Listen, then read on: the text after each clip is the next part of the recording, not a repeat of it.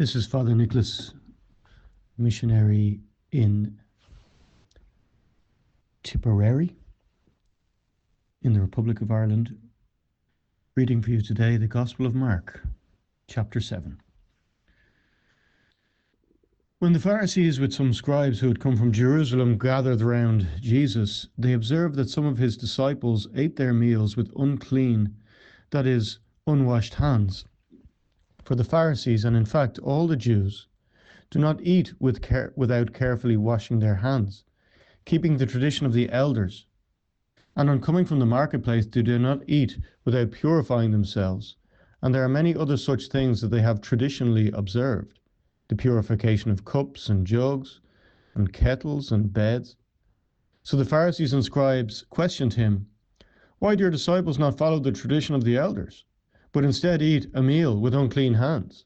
But he responded, "Well did Isaiah prophesy about you hypocrites, as it is written, 'This people honors me with their lips, but their hearts are far from me. In vain do they worship me, teaching as doctrines human precepts.' You disregard God's commandment, but cling to human tradition." He went on to say, "How well you have set aside the commandment of God in order to hold up your tradition. For Moses said, 'Honor your father and mother,' and whoever curses father or mother shall die.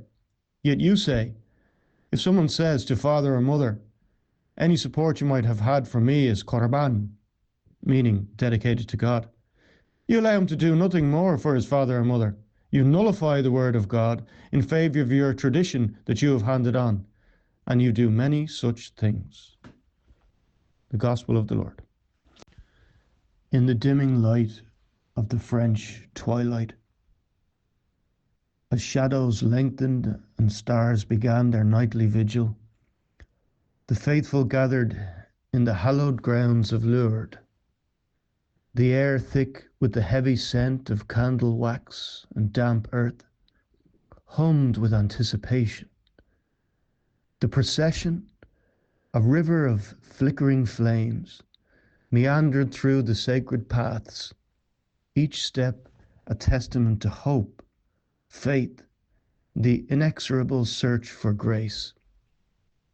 The grotto, a sacred hollow cradled by ancient stone, stood as a silent witness to countless supplications.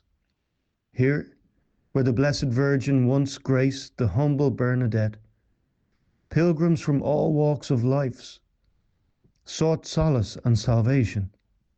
Their faces, illuminated by the gentle glow of their candles, reflected the myriad emotions that brought them to this sanctified place. Some were etched with lines of sorrow and suffering, while others shone with the serene light of faith. As the procession wound its way towards the Rosary Basilica, the chorus of Ave Maria rose and fell like the gentle lapping of waves against the distant shore. Voices, young and old, strong and trembling, united in a harmonious plea for divine intercession. The basilica, resplendent in its stone grandeur, stood as a beacon of hope against the encroaching night, the darkness, in the surrounding world. Each candle, held aloft with reverent hands, was more than a simple flame. It was a prayer, a plea, a promise.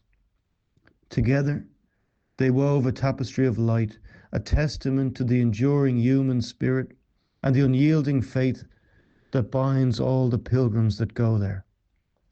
The soft golden glow bathed the procession in a celestial light, as if the very heavens had descended to walk among the pilgrims.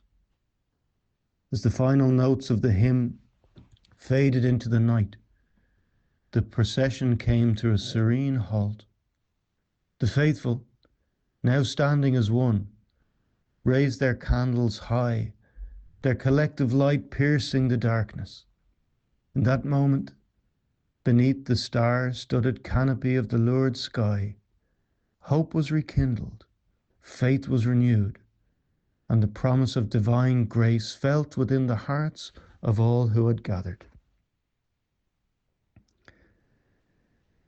Dear friends, this is the experience of Lourdes, which I share with you on this feast day of Our Lady of Lourdes. The magnificent procession I just described should be experienced by all Catholics.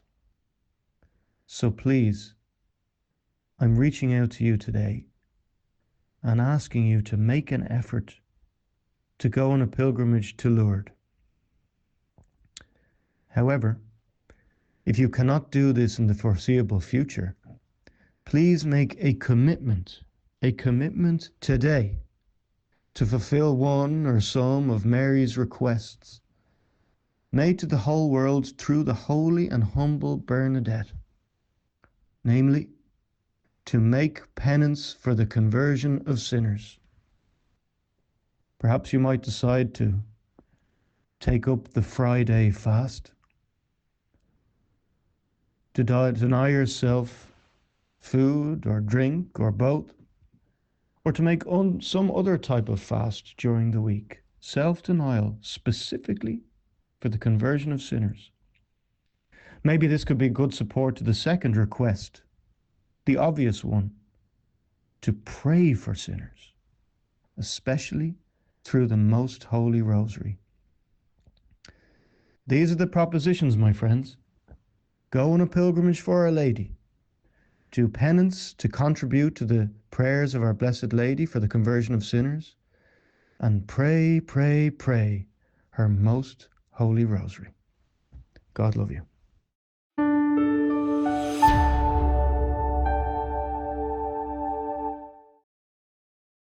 If you found this video fruitful, please feel free to share it with a friend or family member. Or if you would like to learn more about our missionary priests throughout the world and how to support them, please visit iveamerica.org. Thank you for watching, and God bless.